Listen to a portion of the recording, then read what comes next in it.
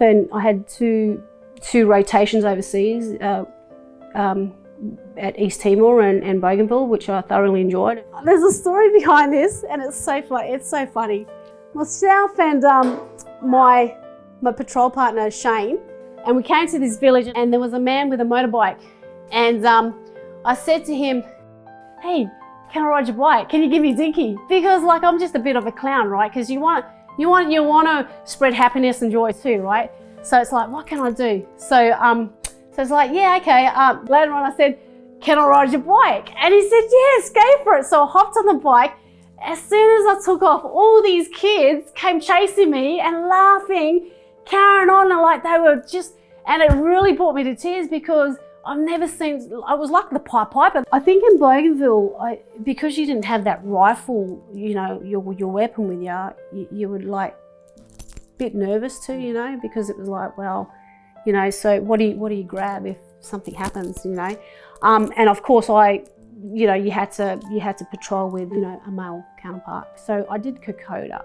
So that was my first tattoo. So it's the pillars of the courage, endurance, mateship and sacrifice. So when I was overseas in a little bit of a dark state, I didn't know what I really wanted, but I wanted her to hurt myself. I just wanted to have that inflict a little bit of pain in me, but not enough to kill myself or anything like that. I think that's well, it would have been selfish of me. The snake represents the shedding of the skin. So move on, Elaine, like you got to move on, like you're 48, like what are you doing? You know, the poppies represent my 13 years of service in the military. I got the mandalas because it's just like, another breath of, you know, life. It felt like an armor. I feel like a Wonder Woman now. Like I feel like there's a transformation that's just happened after this tattoo got put on. And I met so many amazing vets out of that too, who want to move on too.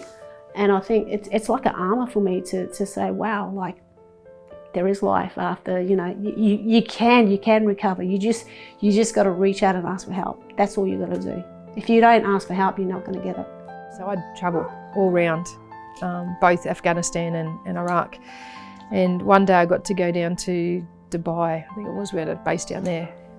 They'd organised for me to go out shopping.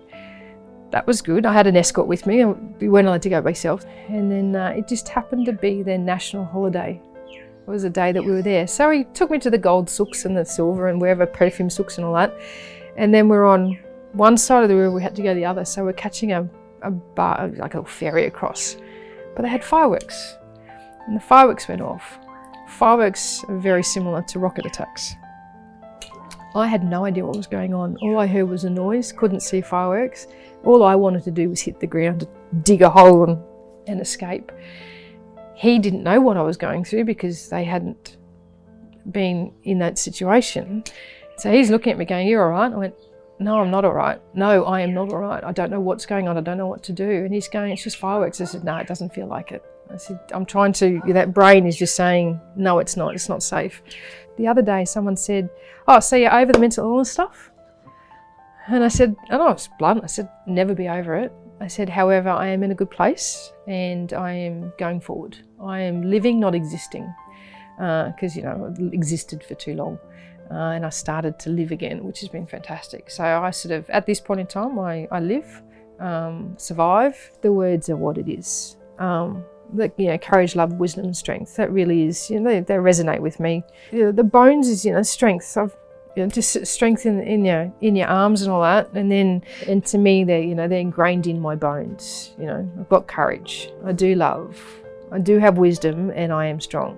My military service caused my medical conditions, both physically and mentally. And I just didn't understand. I couldn't grapple with that. It didn't make sense. But then over a period of time, it's making sense, and I'm happy to now own. I'm happy that, you know, I can say that I served. You know, I'd still be in it now if I wasn't discharged. I would have stayed. You know, with all the ups and downs that you go through, I still would have stayed. It was me. People. It made me who I am today, but it is not who I'm going to be in the future. And that's okay. And as soon as I arrived in Karratha, it was like being back in Camp Smitty in Al-Mathana in Iraq, because the mining villages reminded me so much of the camps that we were at. And the terrain, even though it was a bit more red, it was like being in Al-Mathana again. So at first I was like, well, we're in Australia, you know, I fobbed it off for a while. But then after a period, the workload got quite a lot for such a small manned unit. When the Padre came up, he said, okay, suicide awareness, if there's anyone that's got a problem, and did the whole presentation. And straight after I said, I've had enough. And I'd known this Padre for a number of years, and he'd known me very well too, and he understood. And I said, I can't do this anymore, and this is killing me. I've achieved things that I didn't think I never thought about, because I thought all of my goals that I laid out in my entire life was to join the army, go overseas. After that, I never had anything else, because it was like, well, I'll just stay in the army, because it's been giving me everything. And once that was taken, not through anyone's fault, it was medical, that's where you're like, well, I had no backup plan, I've got nothing. And then you're empty and lost. But where I am now, as I said, from what happened out of that, I feel blessed. It's, yeah, in a hell of a better place. Yeah. The project itself, I think, is an awesome idea, and the history of tattoos within service has been around since military has been around. You know, I've seen, you know, mention or recordings of First and Second World War soldiers had tattoos during their service, although some of them may not have been tasteful at that period of time. Of course, you know, society's changed over the years, and there's a more of a inquisitiveness into, you know, we seem to be more able to ask more questions about things like this, especially today. And within the service, of course, for defence, a lot of us do have tattoos, and they have in the past right up until now, that tell stories. E-Barnes, ex-headhunters. Two of them were sent to us to learn to become border scouts, and they couldn't speak English. They were tattooed all over, except for the hands. And the only one that had a tattoo was the headman. And you had to take a head to get your hands tattooed. But then, because they had the tattoos all over them, they said a warrior or a man should have a tattoo. So we said, yeah, okay, I'll get one. We were like an independent platoon. We never went with the companies. And when we went out to certain areas, it was just our platoon.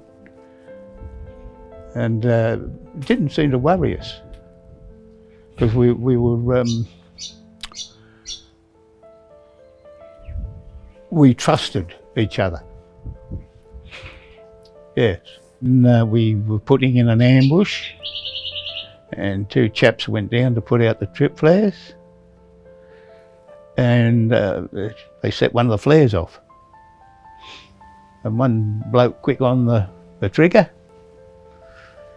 and he hit him between the wing and the neck. Went straight through there. And he saved him by half an hour, because he was bleeding to death. Oh, we had to carry him out quickly. I never knew whether I had PTSD, and I can remember exploding sometimes. And I didn't know what it was, and we drank a lot. And I never knew what it was. And then I thought back later, and that was when I first manifested PTSD. I used to have panic attacks all the time. As soon as I walked out the gate, I'd be having a panic attack. And I didn't know what was causing that. One week I was half at home and half in Vietnam. And I had to keep going out to touch Marilyn to keep me to the ground there.